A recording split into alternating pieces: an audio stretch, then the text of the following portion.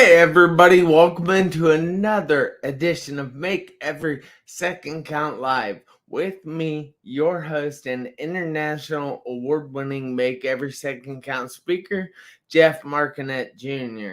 Now, I might seem like I have it all together now, but let me tell you, at one time, I was stuck in the hospital. I was there for 3.5 months. 2.5 of those months, I was in a coma because I was in a severe car accident. So, this show is to show you guys that people that have it together had to grow through some things to get to where they are now. So just hold on. Don't give up, because you might have to grow too. But I slack none on these guests, and I have to say tonight's guest is phenomenal. She has written the new book called Fancy Prison, and I would like to introduce Tina. Hello, Jeff. Thanks for that introduction. Wow, that's a pretty powerful introduction and story about yourself, too. Well, how are you doing tonight, Tina? Yeah, to tell you the truth, Jeff, I think we're dealing with COVID in our house. I think I have it. Yeah, so we're just isolating right now. My husband tested positive a couple of days ago, so Well, it's good. I can't yeah. catch it from here, so No, it's no, all good. this is probably about the only thing I can do while in social isolation. Yeah. Well, that's great, and I hope you stay healthy and kick it very soon. hmm So I have to ask, can you go ahead and introduce yourself? Tell everybody a little bit about you, where you're from, what you do, and more importantly, why you do what you do. I would appreciate it. And I'm going to be inviting some people on my phone while you do that, but I am listening to you too. Okay, sounds good. Well, Right. my name, I don't think he introduced my last name, but my maiden name is Tina Fumo, and my background is Italian. Both my parents were from Italy. And I was, so they're both from Italy, but I was born and raised here in Canada and continue to live in Canada. I'm in Edmonton, Alberta, which is pretty far north. And so I went through the schooling system, of course, here in Canada. I've never lived in any other country but Canada. And when I graduated from university, I moved out west to and lived in a little mountain town called Banff, Alberta, a beautiful mountain resort.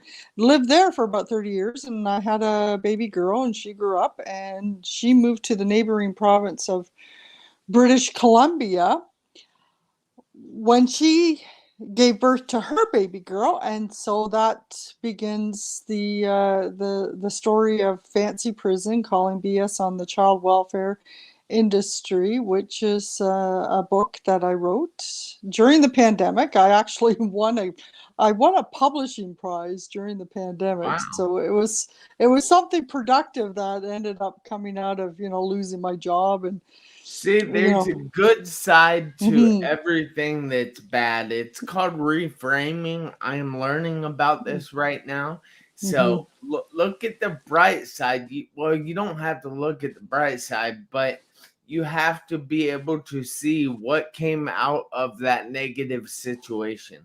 Definitely. Yes. Definitely. I couldn't agree more. I think that's what's called a silver lining, Jeff. Yeah. Yep, that too. All right. Well, are you inviting all your buddy old pals there, or do you have some more Yes, questions for I me? I certainly am, but Mhm. I have to ask, because I personally know that each and every person seems to have it together on Facebook, seems to be living the good life, seems to be having a great, fantastic time. And I happen to know that that's not always true. I Mhm. happen to know that you have to grow through. Oh, I gotta say this again in case you guys missed it out there. You have to grow through some things to get to where she is where I am, where other people are at the time they look like they're doing phenomenally. So I have to ask Tina, what is it that you have had to grow through in your life so far? Mm. Oh, wow, that's a I'm almost 60 years old, Jeff, so I guess I'm gonna I guess I guess I'm gonna have to give a sort of abbreviated answer to that question. I think one of the main things I've learned as I get older, and certainly because of what happened 5 years ago, is that life doesn't get harder, or sorry, life doesn't get easier. You actually end up still having challenges that come up when you're a teenager, in your 20s, in your 30s, and you start a family and challenges with parenting. So still into my 50s, I ended up dealing with this incredible challenge, the most stressful ordeal of our lives. And even though I always thought, geez, doesn't life get easier as you get older? No, it doesn't. What gets easier is your ability to cope, I think, because you end up honing good coping skills, assuming that you are. And what gets easier is your ability to manage stress and to get through the situation and find those silver linings, like we were talking about. That is phenomenal. Mm. Now I have to ask, what is this title about? Oh my God, the baby is gone. What's that have to do with? Yeah, well, it's that's a very good question, Jeff. And I mean, I don't really. The book is actually not that long. It's Fancy Prison, calling BS on the child welfare industry, and it's a pretty packed conversation about, yes, my granddaughter was taken when she was 2 weeks old. And yes, this is a subject, Child Protective Services, that a lot of people, they may or may not be aware of it. They may or may not want to, talk about it. But in about 117 pages, it's a pretty short book and take you 2 or 3 hours to read it. It's a powerful subject. Yeah, for sure. I'm very proud that I wrote this book, and I'm very happy that our case had a happy ending. We did get our grandbaby back, but you would think it would be easy, and it wasn't. Again, it goes back to life doesn't seem to get any easier, but what gets easier was our ability, well, at least my ability to just cope with this nonsense, because really that in the end, that's what it boiled down to. It was just bureaucracy, and it was just nonsense. Yeah. So without reading the book, without giving anything away, Mm, can you fill everybody in a little bit on the situation? Because I don't think many of them know, and if mhm. they're wanting to possibly purchase the book, how what would make them want to purchase the book? Purchase the book. Sure. Yeah, sure. So I think it's pretty common knowledge that when people are involved in child protective services, it's an incredibly stressful situation.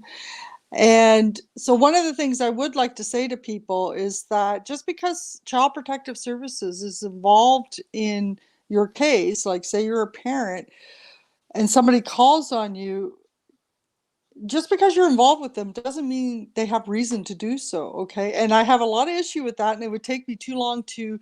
That would be actually probably another book, but validating those calls, and because somebody can make some accusation against someone who's a parent without any evidence at all. And so that's kind of the start of our story, is how that's exactly what happened to my daughter. Somebody made an allegation, and there was a tremendous level of confusion in the very beginning, where we actually did not get to the root of, okay, well, what is this accusation, and what are the measurable steps that we can take to address this situation? They were very vague about that. What they were crystal clear about was their power to apprehend the baby. That's what they were absolutely crystal clear on.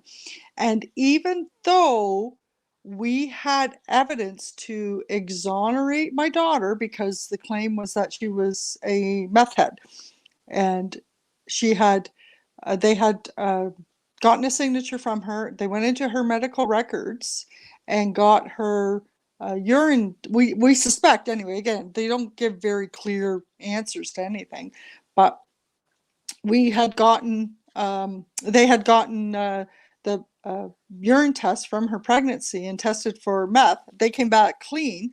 After my grandbaby was born, unbeknownst to me, because I hadn't arrived yet, they took samples from the umbilical cord and sent them off for testing, and they came back clean as well, because they're looking for meth or crack or whatever, hard drugs.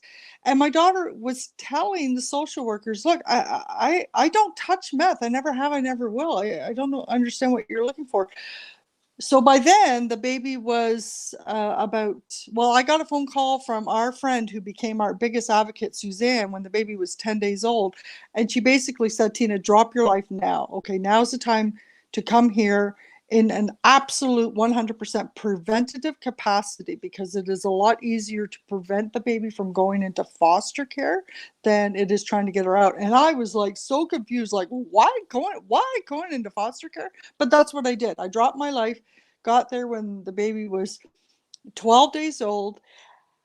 And even when I got there, they were still, they had taken samples of the placenta, again, to send them out for testing, looking for use of hard drugs during the pregnancy, which had been exonerated during urine tests, which had been exonerated during the umbilical cord test. So, like, why, how come they keep digging for and invading into my daughter's body looking for this evidence that doesn't exist? And That's strange. and then they took the baby anyway. So, like, it's just, so that's kind of the hook. That's the beginning of it. And you would think that it was easy to get back a child that already belonged to us. It wasn't. Like, we went through hell. Like, it was just pure hell, that what we went through. Yeah. Yeah. All right. So I'm saying that, especially during the pandemic, especially during recent times, even here in the United States and there in Canada, people have had issues. Issues, say, losing their jobs, losing their kids, like you did, losing family members to COVID, even losing all kinds of things. They've had, basically, their life was just stripped down to nothing because they've been in isolation or quarantine. And how would you suggest that people deal with those situations? Not advice to deal with anybody, but advice for yourself to deal with it. That's a good question, Jeff.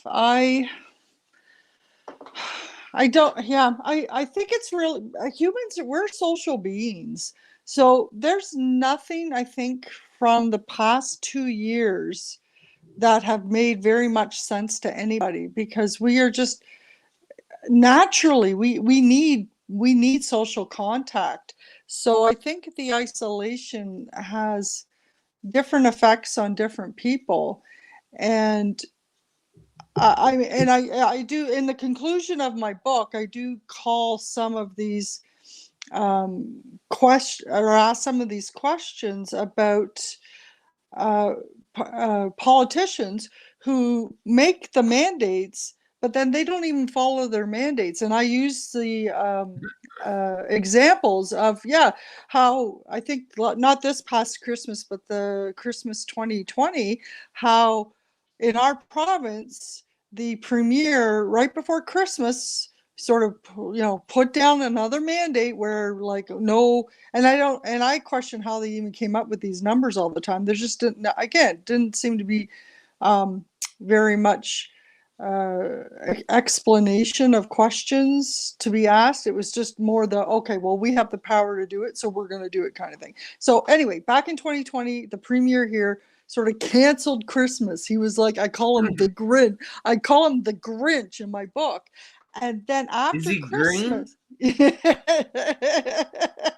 no, actually, he's blue. I think the Conservative Party is blue. But anyway, I'm not even going to say his name because I'm not even going to give him airtime. But he mandated this Christmas. And again, I think these policies are done recklessly and probably overreaching the power that the government has. And then it was found out later on around New Year's Eve that a lot of his own staffers snuck away to Hawaii or to down to the southern states and all. And it's like, what?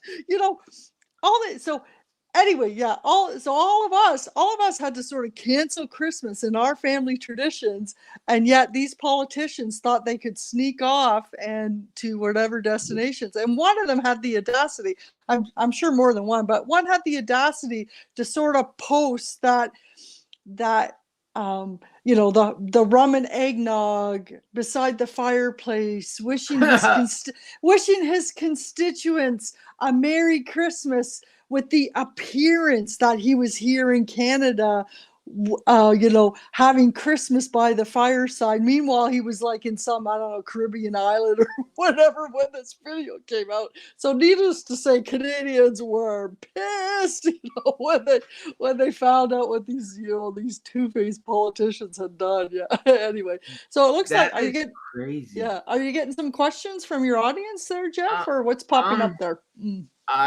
I don't believe so. I Oh, mean, okay. we do have some people watching, and I would like to say hi to Maria, hi to Ben Bruce. Maria is actually from Massachusetts. Ben Bruce is from Nigeria. And Oh. then we have my dad who's watching from across the street.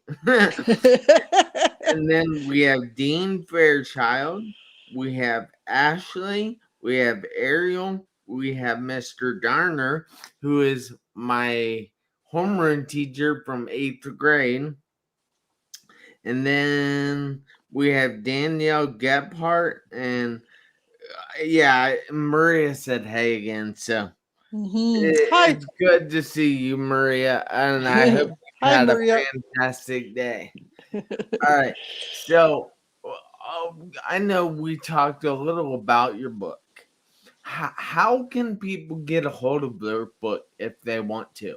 Yeah, it's available on Amazon, and probably the best way to get a hold of my book is and get a hold of me. I don't know if you're sharing links here, Jeff, but just Google Fancy Prison by Tina Fumo. So I think I've got that sort of on the bottom there, on the bottom of the screen.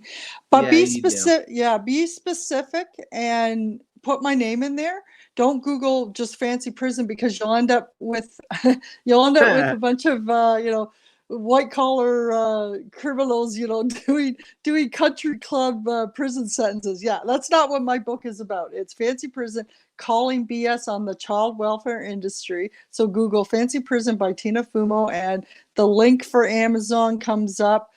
I'm on LinkedIn every day. I check messages on LinkedIn so people can connect with me that way. And also, it will come back to podcasts like yours, Jeff. You'll put it on YouTube afterwards. It's live Yeah, now, and it's on yeah. YouTube now. Oh, it's on YouTube now. Perfect. Yeah.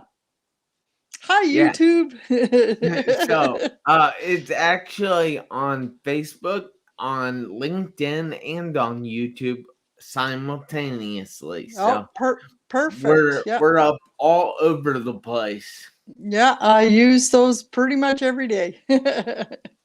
Yeah, that's awesome. Now I typed "Fancy Prison" by Tina Fumo or Fumo in the Fumo, yeah. Mm-hmm. yeah, and make sure that is on the Facebook page after this. And I thank you so much, and I appreciate you taking the time out of your not so busy isolation right now. But I appreciate it, and I hope you get to feeling better. But each and every person out there, including you, Tina, need to do me a favor. You need to make every second count. Count. Why? Because you never know when the seconds are going to run out on Mm. your one life.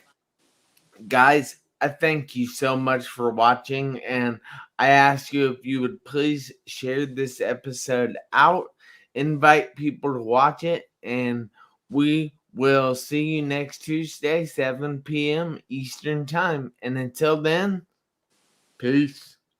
Thanks, Jeff. Mwah. Thank you, Make Tina. every second count. Awesome.